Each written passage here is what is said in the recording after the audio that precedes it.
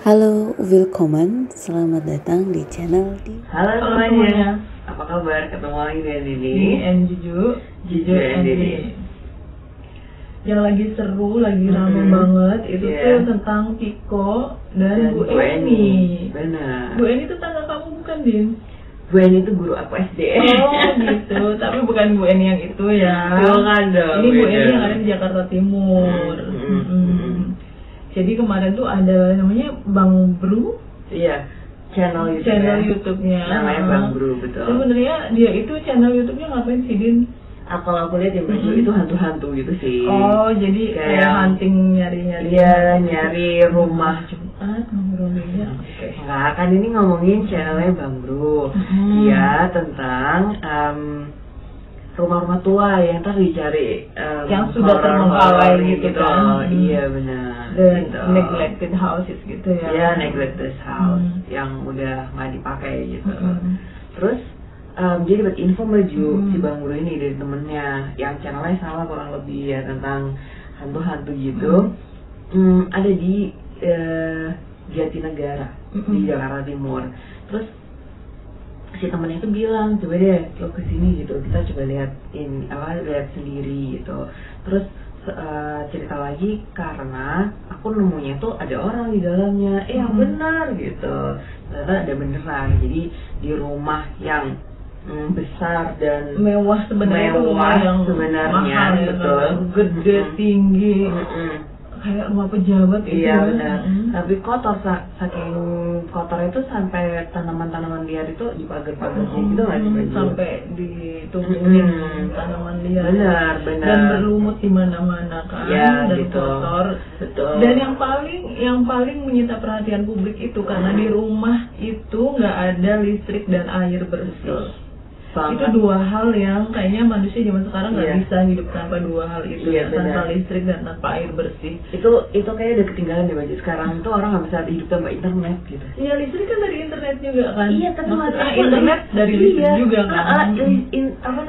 Sekarang tuh udah nggak bisa hidup tanpa wifi, tanpa internet lagi. Nggak ada listrik, emang nggak ada air bersih gimana gitu. Iya, itu yang bikin jadi viral ya. Benar. Dan pada penasaran kok bisa gitu. Dan setelah ditelusuri di dalam rumah itu ternyata ada dua orang ya. Betul, kan di rumah yang juga terbengkalai itu ada Bu Eni yang ternyata mengalami gangguan mental ya, gangguan jiwa, dan anaknya Tiko. Benar. Aku kira dari namanya waktu yang viral pertama itu Tiko ini laki-laki gitu baju. Tunggu Tika sih. Tiko, laki-laki gitu. Kamu tadinya mikir Tika? Iya, aku baca itu kayak sekilas doang gitu, anggap pakai kacamata baju. Kan hampir sama gitu. Ya, aku tadinya baca-baca di detik itu kan bersih-bersih rumah Bu Eni. Bu Eni akhirnya apa? Bu Eni mulus sih, aku nggak pernah ngikutin. Terus akhirnya ada salah satu teman kantor yang ngebahas tentang itu. Ya akhirnya kepo deh, cari tahu. Ternyata memang kasusnya menarik juga sih. Ada anak yang namanya Tiko ini mengasuh ibunya yang mengalami gangguan jiwa selama belasan tahun dan tinggal di rumah mewah besar gedung tanpa listrik, tanpa air bersih, dan rumahnya jadi kayak angker gitu dan rusak di mana-mana kan. Banget. Dan ketika ditanya sama Bang Bro itu kan di videonya, teman-teman bisa cek. Bang Bro itu nanya, terus airnya gimana? Ini nada gitu. Jadi nada baju dari air hujan. Ada timbanya. Serius. Terus ditanya lagi, terus gimana kalau misalnya mau pakai gitu? Ya disaring dulu.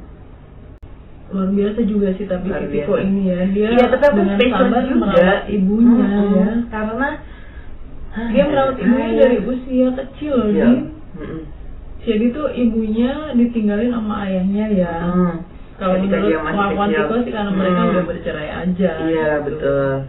Terus depresi, akhirnya dia nggak mau ketemu orang gitu kan, terus nggak mau bersih, nggak boleh ada lampu, nggak boleh ada air, ngerti deh, pokoknya kayak gitulah jadinya.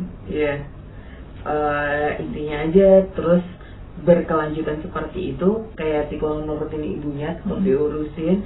Akhirnya Tiko juga ditawarin oleh Pak RT-nya untuk kerja jadi satpam di perumahannya gitu, karena perumahan besar tuh, jadi perumahan main elit gitu, perumahan besar semuanya. Waktu dikasih tunjuk gitu kan di channelnya Bang Bro itu juga sebelah-sebelahnya itu tetangganya rumahnya besar gitu. Tapi hebat juga ya Tiko diberi pekerjaan itu kan sesuatu yang baik, karena Tiko sendiri juga nggak sekolah ya, sekolahnya cuma sampai SMP, putus sekolahnya. Iya betul.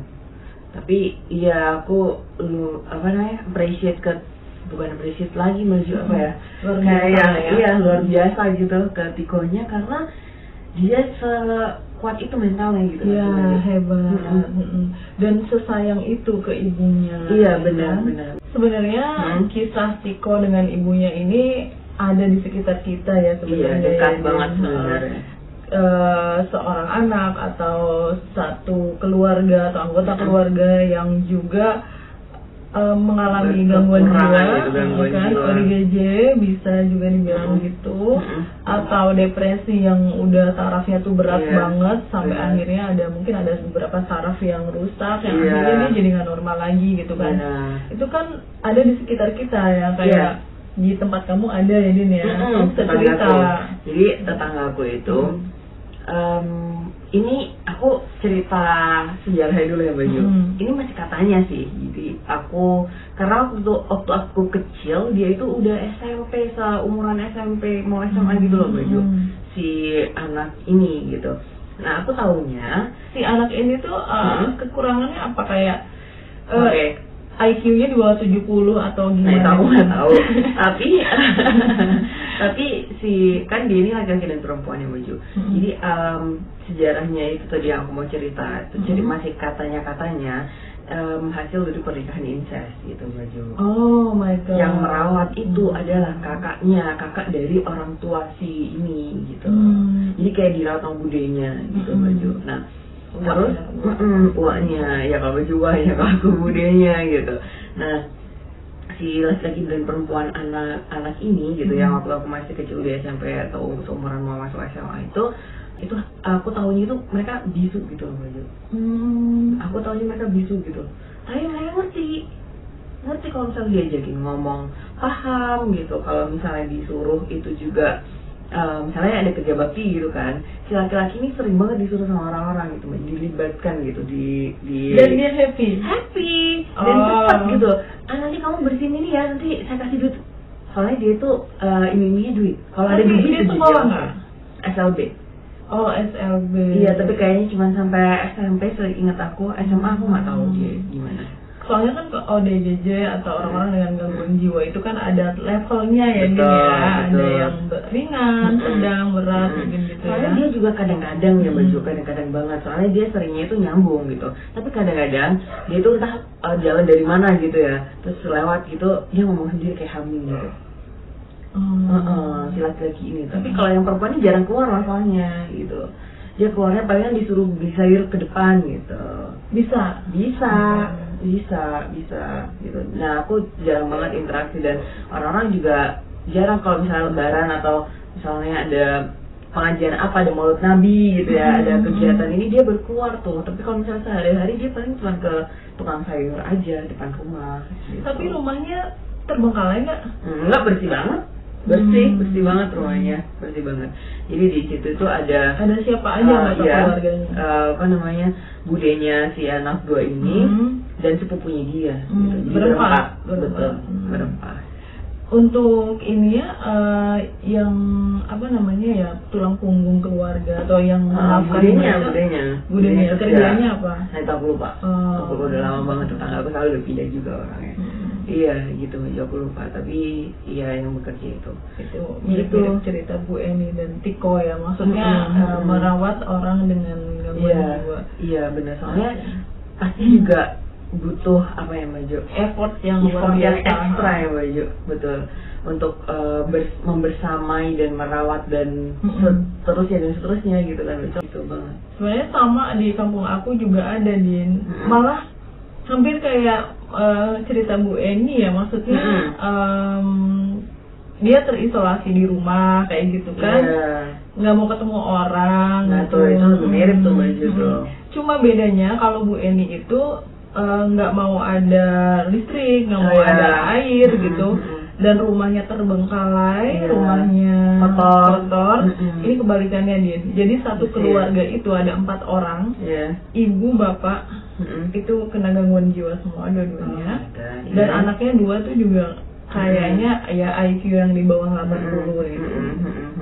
Dan bedanya rumah mereka itu meskipun mereka ODGJ, rumahnya tuh bersih luar biasa. Padahal di samping-sampingnya tuh banyak pohon gitu. Banyak pohon, dan setiap kali ada daun jatuh selalu disapu. Jadi yang disapu itu nggak cuma rumahnya, tapi juga di pekarangan sekitarnya bersih semua. Nggak bakalan kamu nemuin bungkus permen atau daun jatuh, nggak ada. Saking bersihnya. Heran deh. Dan mereka kegiatannya cuma ngelamun, jadi tuh ngelamun aja, pokoknya sekeluarga tuh kerjanya ngelamun. Dan yang cowok yang anaknya, si anaknya, anaknya itu tuh kadang suka keliling kemana gitu, terus ngijitin orang-orang kayak gitu. Dan kalau dia lagi dikasih duit nggak? Dikasih, dan seneng. Tapi ya satu keluarga itu yang saya tahu ya, ada yang saya pernah lihat sendiri dan ada yang dikasih tahu juga, suka ngiler gitu. Jadi tuh mereka ngelamun terus sambil ngiler gitu. Sambil keluar air liurnya. Mungkin buat teman-teman yang belajar psikologi klinis atau tentang kejiwaan kayak gitu mungkin bisa menjelaskan ya kenapa bisa seperti itu. Nah tadi itu ya Baju, aku mau cerita selanjutnya. Kamu belum selesai soalnya ceritanya tadi. Karena ini bahasan selanjutnya yang dilakukan oleh orang-orang rumahku untuk mendukung gitu, biar mendukung siapa namanya anak 2 ini yang gitu, yang berkebutuhan khusus ini, yang juga sebenarnya kadang-kadang gitu ngomong sendiri kayak gitu kan. Nah jadi si laki-laki, bedanya laki-laki dan perempuan ini, kalau yang perempuan kan tadi jalan keluar rumah tuh, yang sering tuh yang laki-laki. Nah selain memang dia itu diberdayakan, misalnya kalau misalnya kerja bakti atau ada kegiatan-kegiatan lainnya, itu tuh kegiatan-kegiatan lainnya, maksud aku contohnya misalnya Maulid Nabi gitu Baju, atau Idul Adha. Kalau Idul Adha kan ada pembelian hewan kurban tuh kan, pasti banyak kan yang Baju itu yang harus dilakukan gitu, dari bersihin ininya apa segala macam itu pasti dilibatkan gitu. Tapi yang lucu adalah yang aku nggak lupa sampai sekarang, harus diiming-iminginnya itu pertama pakai duit gitu. Nanti dikasih duit segini gitu, dibersihin ya gitu, semangat dia, langsung ganti baju. Pokoknya kalau ada duit semangat gitu. Iya, dan dia ngerti duit dong, ngerti gitu. Dan kalau misalnya ada anak-anak kecil yang godain gitu yang Baju, itu tuh sama orang-orang dewasa yang panitia, misalnya waktu itu aku ingat banget tuh yang panitia kurban yang sekarang lagi muter di kepala aku, itu dibilangin gak boleh gitu, ini lebih tua, kamu gak boleh gitu. Jadi benar-benar kayak mendukung gitu loh Baju, karena memang dia kerjanya oke gitu. Nah dibecandainnya sama si bapak-bapak yang panitia kurban itu waktu itu kan, kalau nggak salah dikasihnya 50.000 atau berapa gitu. Ya banyak sih pada saat itu ya Baju, 50.000 itu banyak pada saat sekarang itu. Sekarang juga banyak, tapi pada saat itu tuh banyak banget. Aku lupa tahun berapa tuh, udah lama soalnya. Terus dikasihnya tuh kalau nggak salah pecahan 20-an dan 10.000 Baju. Dikasihnya tuh masih 20.000-an, aku ingat banget itu. Terus waktu dikasih 20-an 2 itu si anak ini bilang, ini kan tadi bilangnya ini, kan dia bisu ya Baju. Jadi nggak tahu aku bilang gimana gitu. Kan bilangnya gini, ini kurang gitu, ini kurang gitu. Terus lo kamu ngerti uang ternyata ya udah sini, bercanda gitu, ditambahin. Nggak dikasih 50 bener ditambahin gitu. Oh iya. Gitu. Jadi senangnya itu. Jadi kita semua itu kita semua itu senang karena dia bisa bantuin dan cepat dan bersih gitu. Juga ya lucu aja gitu kan, ada hiburannya gitu. Dia juga suka ngelucu Baju, dia suka ngegodain. Dan kayaknya dia juga menikmati ketika orang-orang ketawa ya. Benar. Kayaknya. Misalnya pas bersih-bersih gitu ya, sapunya tuh disembunyiin sama dia, biar orangnya nyari gitu. Ini usil dia juga. Iya dia iseng, soalnya dia diisengin gitu Baju. Jadi lucu gitu lah. Cuman ya itu tadi, kadang-kadang dia suka ngomong sendiri. Sama yang tetanggaku itu, yang suatu keluarga itu juga kadang kalau malam katanya tuh suka teriak-teriak mereka Din. Atau di waktu-waktu tertentu itu tuh teriak-teriak. Jadi mereka kan kerjanya cuma ngelamun aja dari pagi sampai sore ngelamun terus tahu-tahu teriak-teriakan kayak gitu. Jadi komunikasinya memang kayak gitu. Oh iya. Sekarang masih yang ibu bapaknya udah meninggal. Ibu bapaknya udah meninggal. Tinggal anaknya yang 2 itu. Di rumah yang sama. Soalnya itu udah pindah baju. Udah pindah. Soalnya sepupunya dia udah nikah kan, terus ibunya juga udah tua, jadi karena sepupunya itu perempuan jadi ikut suaminya, terus ibunya dibawa juga. Jadi rumah itu udah dijual, terus ditaruh di saudaranya. Seingat aku terakhir itu beritanya gitu. Sebenarnya kalau kita ngelihat tetangga kita ada yang membutuhkan pertolongan seperti itu, saya setuju Bang Bruce ya.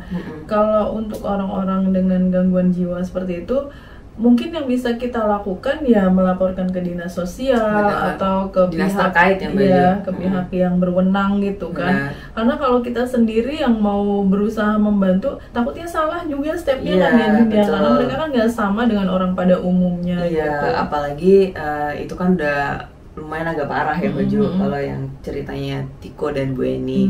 Tapi kalau yang tetanggaku tadi kan ya dengan cara didukung tadi gitu.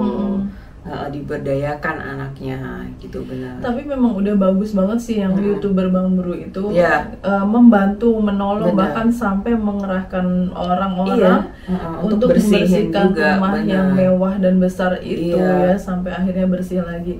Dan akhirnya ternyata yang aku baca barusan, Tiko itu balik lagi buat merawat ibunya. Jadi ibunya kan sempat dibawa ke rumah sakit jiwa, terus kayaknya nggak mau ya, habis itu kan maunya balik lagi ke rumahnya yang udah bersih. Dan Tiko sudah nggak mau menerima wawancara apapun, apalagi datang ke televisi, ke stasiun TV gitu. Jadi udah nggak mau, dia mau fokus mengurus ibunya aja di rumah itu yang udah dibersihkan. Tapi itu udah ada air sama listrik gak sih? Udah dipasang listriknya. Kalau nggak salah 900 gitu listriknya dipasang. Iya sih, jadi emang betul. Jadi yang harus dilakukan pertama kali kalau misalnya melihat hal seperti itu, yang baju itu dilaporkan gitu. Kalau misalnya nggak tahu ngelapornya di mana, ya udah buat video aja diupload.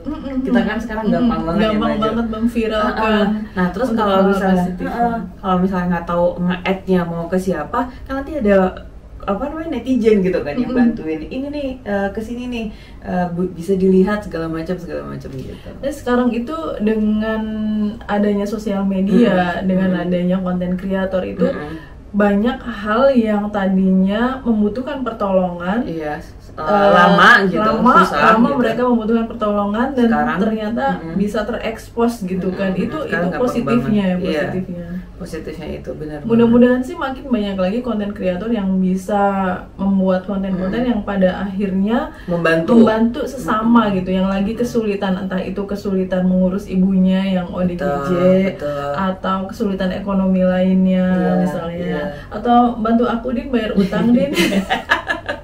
Sama kalau aku juga mau. Ya udah deh. Mudah-mudahan ada yang bisa diambil dari video kita hari ini. Teman-teman juga bisa sharing ya baju kalau misalnya ada cerita juga yang sama. Ya udah teman-teman, terima kasih sudah menonton. See you next time. Bye. Thank you for watching. Cheers.